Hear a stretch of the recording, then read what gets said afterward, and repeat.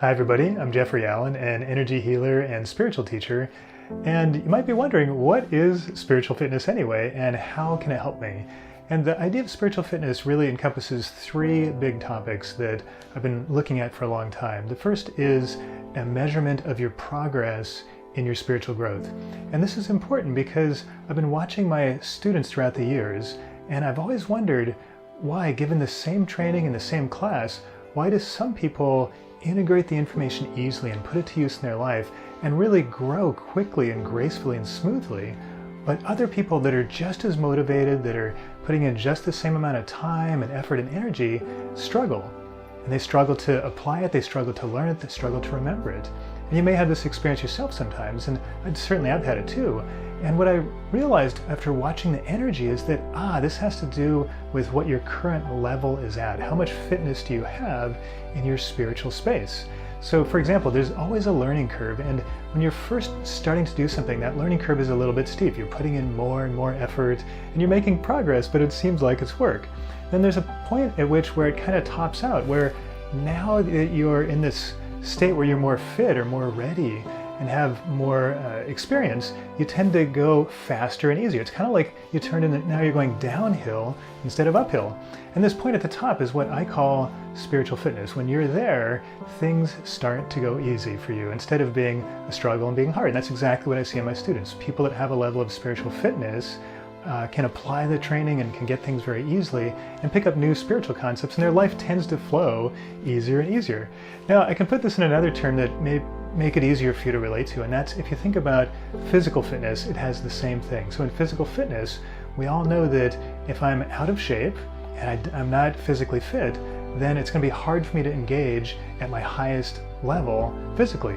So for example, if I wanted to run a marathon and I bought new shoes and I got really excited and I got all the information I needed, but I hadn't actually practiced before the marathon, I could show up, put on my shoes and start to run my little heart out, but I'm not going to make it, right? I'm not going to make it through that marathon. Now, somebody that has a higher level of physical fitness, maybe a dancer or a football player, even if it's not in running, they're going to be able to make it through that marathon because they have that level of physical fitness. The same thing is true for spiritual fitness. If you have your level of spiritual fitness up, it's easy for you to work at your highest potential in classes and in your life. Now, there are two big ways that you can develop your spiritual fitness. The first way is kind of the traditional way, which is to put in the work. And that means that you're meditating all the time, you're working on yourself spiritually, and you're putting in years of effort to get to that level of spiritual fitness. And that's a great way. But there's a shorter way too.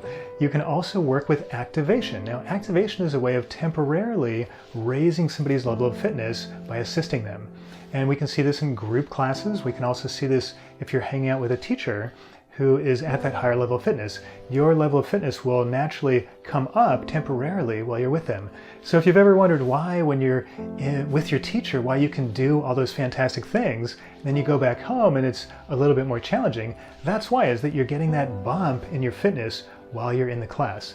Now, ideally, you want to get that bump through activation, both with your teacher and with the group energy, because with a group, you tend to pick up the energy of everybody else. So in the physical world, you actually have to work out, right? You have to work on your body.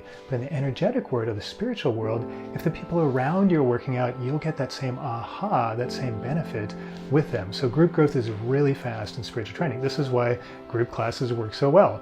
Now again, ideally what you want to do is get that activation from the group and the teacher, and then have it sustain. So just a little bit of practice on your own will let you sustain that level of fitness without having to go through all the work to get there on your own. Now, the second part of spiritual fitness is actually a movement that I see happening on the planet, this big trend that I've been watching, and this is really exciting. So we're moving out of the phase where things are sort of complicated and difficult spiritually and into a place where they're much easier.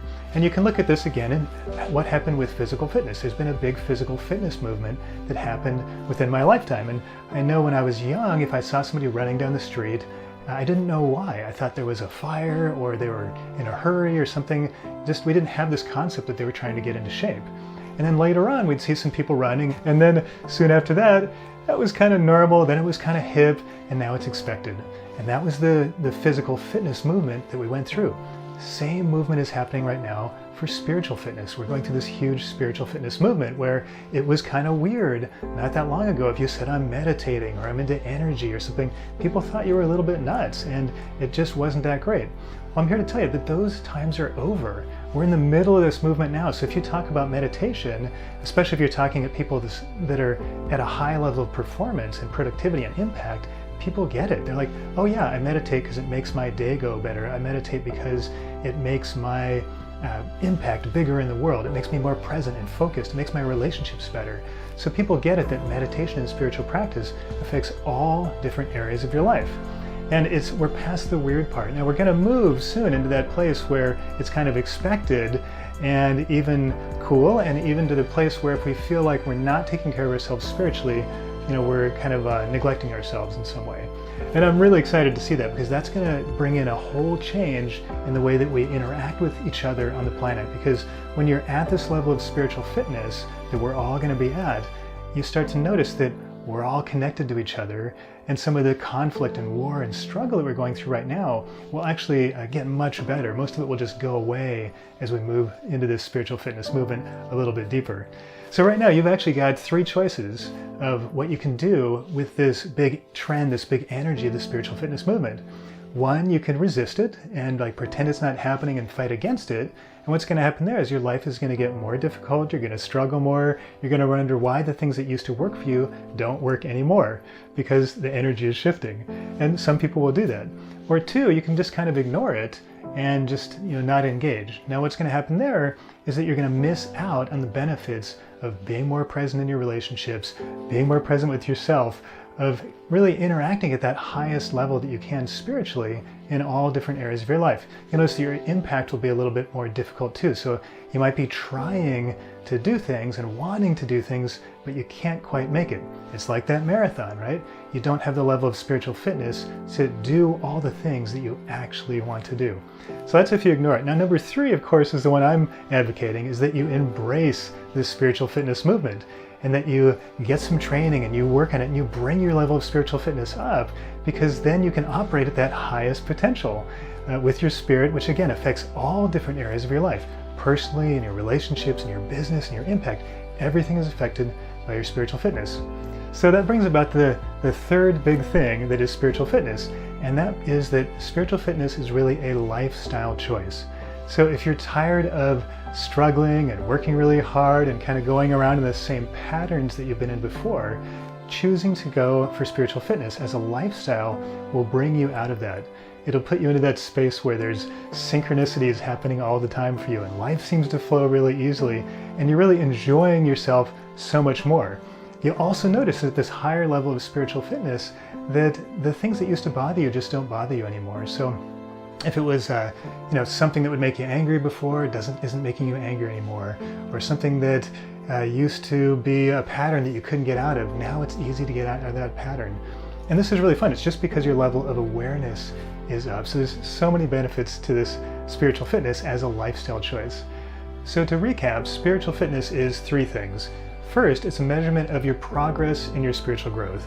Are you still at the place where you're moving uphill and you're working really hard but not getting the results you want? Or are you on that downhill side of the learning curve where things are easy and it's coming to you very easily and you're operating at your highest level spiritually? Number 2, spiritual fitness is a movement that we're going through on the planet right now. We're transitioning from a place where personal spirituality was a little bit challenging, a little bit strange, and into a space where it's recognized that yes, it's great to be spiritual, it's great to meditate, it's great to engage yourself, and that's going to affect all different areas of your life. Your personal health, your relationships, your impact, your business, all these things are affected by your spiritual fitness. And third, spiritual fitness is a lifestyle choice.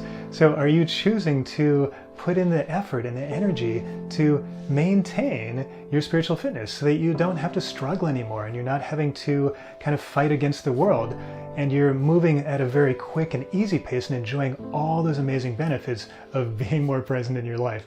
So I hope that you'll join me in this spiritual fitness movement, as so many people are, so you can really enjoy those amazing benefits of having your personal spirituality operating at that space of spiritual fitness.